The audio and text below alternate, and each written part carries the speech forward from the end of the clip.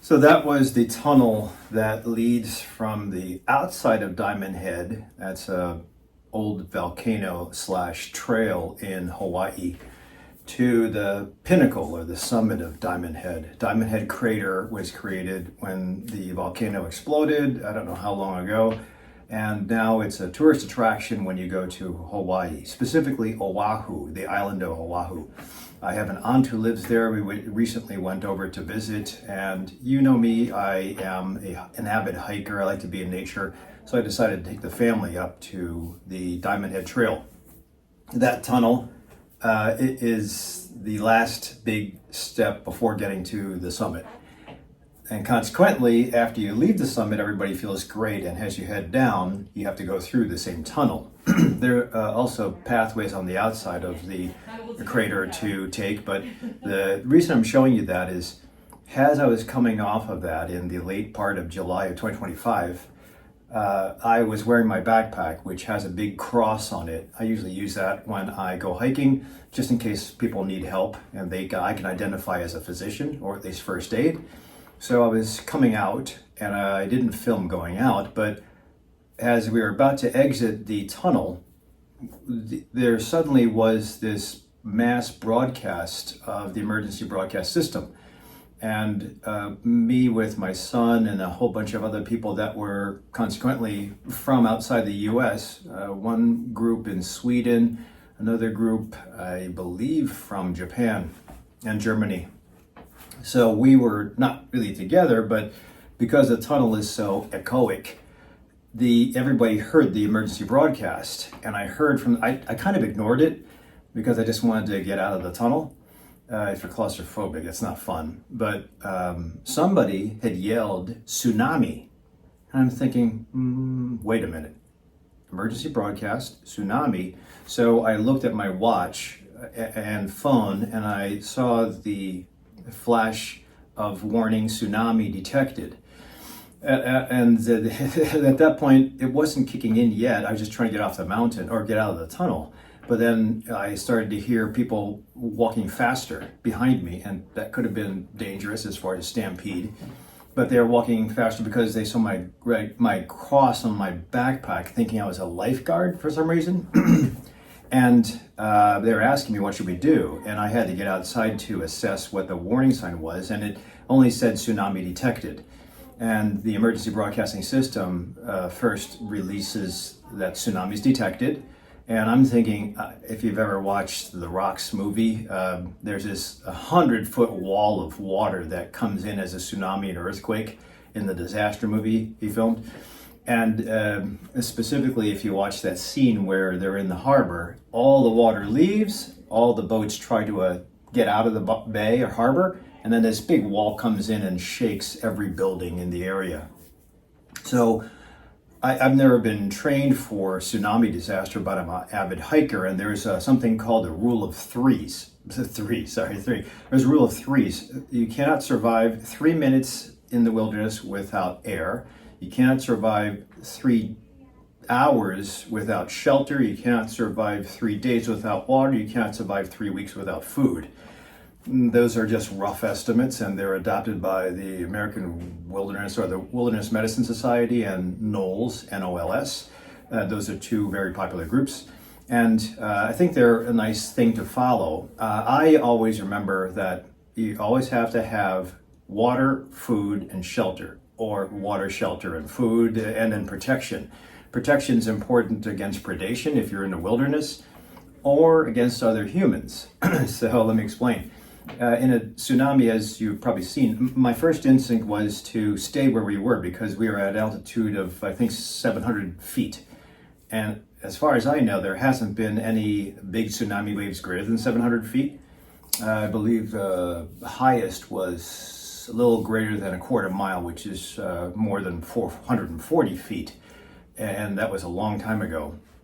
The movies say 100 feet, and that's crazy. And you've probably seen in, I think it was Thailand or somewhere in the South Pacific, a wave that washed away a lot of people. So I thought we would stay at altitude. So I was telling everybody, just stay put, we're okay. And then I thought, wait a minute, if we get stuck here in Diamond Head, if you go right outside Diamond Head, there is a neighborhood, and there's maybe 1 or 2 grocery stores and maybe 1 gas station. And then you go down to coastal level, which is same as sea level.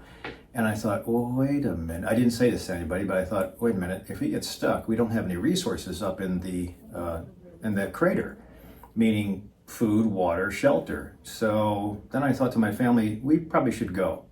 I didn't say it to everybody, but everybody was heading out. So I essentially said, you're safe here, but let's maybe go down to the ranger station at the park entrance and ask what the announcement was. But as you're heading down from the top of the summit, it takes about half an hour more to get to where the exit is and where the parking lot is. And they only let a certain amount of people per day in the parking lot and per shift. So the parking lot was full. There were trams leaving. And as we were heading down within half an hour, then the information started to evolve. Tsunami detected, and it said estimation of wave hit 7 p.m. and it was like 1 p.m. I believe. So we had 6 hours, 5 to 6 hours to react, and that's so cool because you have buoys that are located out throughout the ocean, and when the buoys detect massive shifts in height, then that usually means that there's a tsunami. And this one was triggered by an earthquake near Russia that consequently wiped out their submarine base, or at least hit it hard. And it was supposed to be a couple hours before it hit Hawaii, specifically Oahu. So I immediately got my family into the car. We started heading out. There wasn't panic yet, but again, the messages kept on coming about every 30 minutes. And I thought first I should fill up with gas. Again, resources would be important. Fill up with gas, maybe head back to the hotel, get my equipment, but then the hotel was deep next to the beach. So I at least got gas, and I got food and water, and I loaded up. And by the time I got to gas, there were a couple of people in line, but I was able to fill up my tank. Number 2, by the time I got the gas to get to Safeway, was one of the grocery stores at that elevation, everybody was there. So it was starting to become mass hysteria. Everybody was grabbing 24 packs of water. Everybody was grabbing, I saw people grabbing alcohol, and that was mostly young people. And there were some locals that were just smiling, and there were a lot of visitors that were in panic mode. So we were able to grab, we split up in the grocery store. My wife and my son went in one direction. I went to get the water. I got about 3 packs of 24, and then some canned goods and a can opener. My wife and son collected their options for food. We met at the checkout center. We got out, got into the street, and it was packed. So everybody at that point was on the road. And then within half an hour of being on the road, because we were trying to make our way to the highway, which takes us out of coastal, it said tsunami expected, countdown, and then please evacuate coastal area. And I'm like, oh, that's bad.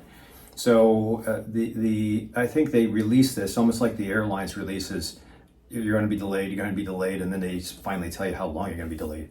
But by the time we got to the highway, it wasn't moving, and I thought the highway is just slightly above sea level. So I decided to use GPS and coordinate the highest altitude. So I essentially got a topographic map. I tried to find a high altitude close by, and I got back streets to take me to the highest altitude locally. And I was able to get there within 20 minutes and park, and then turns out that all the locals were up in that area as well, and they were having a big party. They had tents set up. They were looking over the edge. That was kind of weird because they're looking over the edge, looking at Oahu and Waikiki, almost like they're waiting to watch what happens with the tsunami, which is fine, but there are a lot of people that were visiting from out of town, and a lot of them don't have cars. So I felt sorry for that family from Sweden, but before I left, by the way, I said, you just go back to your hotel if you can. I didn't say that part. Go back to your hotel and they will guide you as far as high ground. And I think most hotels will put you at the highest levels, the roof maybe, but you do have resources in a hotel that you can maintain for a couple days to weeks, and maybe even electricity if their generators are up top. and their gas run. But I couldn't even get back to the hotel, so I didn't want to chance it. So the locals were up there. They were setting up tents. They're all. I thought we did the right thing, and then it started to rain. So we all found separate cars. We all found parking spaces along the roadside of high altitude. It was about 1,000 feet, 1,300 feet by the time we ended, and it was mostly very expensive houses, and the gates were not open. So we had to, if we were going to be stuck up there, we had to rely on each other. No cars were really getting out and talking to each other, but there was one vantage point that a couple of us that were driving the cars met and talked and just spoke of the countdown. By the time 7 o'clock hit, it was in Oahu only a small surge. I think it was about 3 to 7 feet, I believe, a change in the water. So how they detect it is they have cameras at the docks and they watch the water drop, and depending on the change and then what's going outside as far as rising, because earthquakes will cause tsunami chains or wave chains. So you'll first have a wave that will first impact at the desired or designated time, or the estimated time. Then you'll have other waves after that. That's the chain. And it's not always the first wave that's the biggest, so you have to be careful. But by the time the locals started to head down, which was like 8:30, because the first wave hit at 7-ish, I figured it was okay and was safe to go down. We saw all the boats heading out. So if your boat is in the harbor, and I talked to one of the captains, he said all of them were at some kind of festivity, and they all got the same warning, and they were all told you have to take your boats out. Apparently you have to take your boats out to about 3 miles. At 3 miles in the ocean, the wave change and the height change is negligible. But if you're in the harbor, the hit of the wave will destroy everything. So you could see from our vantage point the boats leaving, just like the movies. And but they were out in safe ground. I think 3 miles is about a mile up from the bottom of the ocean. So that's why they say it's safe. And then after the waves have hit, the boats come back in and they have a better chance of survival. I just wonder how these captains deal with their families, but apparently the families did the same thing: water, food, shelter, and high ground. So those are the things that you should keep in mind. But most importantly, what I wanted to point out was you can't panic. And as physicians, we go through ACLS, which is scenarios, mock scenarios of emergencies. In wilderness medicine, we also go through mock scenarios of emergencies, and we have to prepare.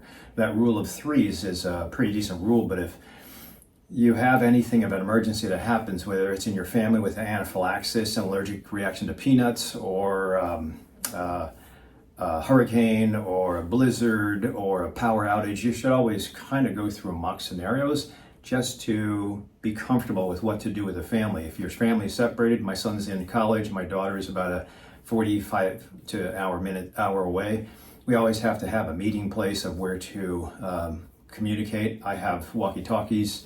My son, although he's in Dallas, we've gone through scenarios of what we're supposed to do in case emergency occurs.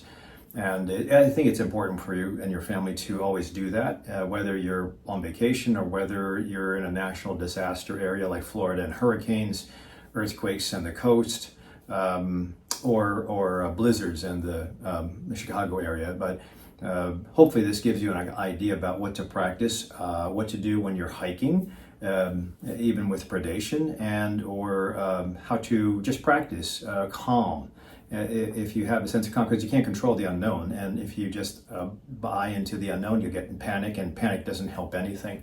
So again, there's a value for calming practice. There's a value for understanding how to get through different scenarios and challenges, but something to entertain as far as you and your family, and or going hiking like my hikers. So hopefully this helps. If you have any questions, please put them in the comment section down below. Otherwise, I'll see you at the next video.